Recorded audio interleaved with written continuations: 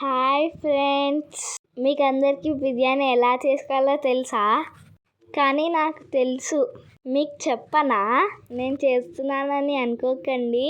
మా అమ్మ చేస్తుంటే నేను వీడియో తీస్తున్నా.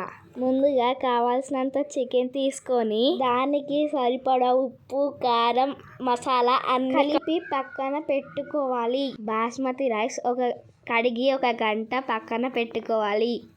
అబ్బో ఇట్లా కాదులే, కానీ నేను చెప్తా చూడు కిట్టమ్మా. బిర్యానీ చేసుకోవాలి అంటే మనం ఎప్పుడు చేసుకునే విధంగానే తాలింపు కాకుండా నార్మల్గా రైస్లోనే వాటర్ సరిపడా పోసుకొని ఆయిల్, పచ్చిమిర్చి, దానికి కావాల్సిన మసాలాలు అండ్ ఉప్పు అన్నీ వేసుకొని 90% అన్నం అయ్యే వరకు ఉడికించుకోవాలి.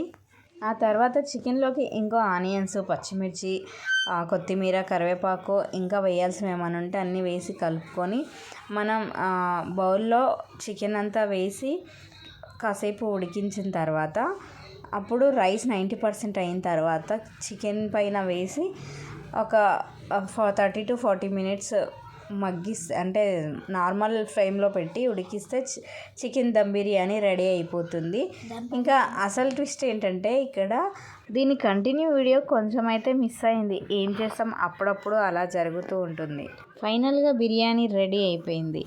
చాలా రోజుల తర్వాత చేసిన ఈ బిర్యానీ అయితే మా పిల్లలు ఎంత ఇష్టంగా తిన్నారంటే వావ్ సూపర్గా ఉంది, చాలా బాగుంది అని చెప్పేసి. అంటే రెగ్యులర్గా కాకపోయినా మసాలా ఫుడ్ అప్పుడప్పుడు చేస్తే హ్యాపీగా తింటారు, కానీ ఎప్పుడు చేసినా వద్దంటారా పిల్లలు.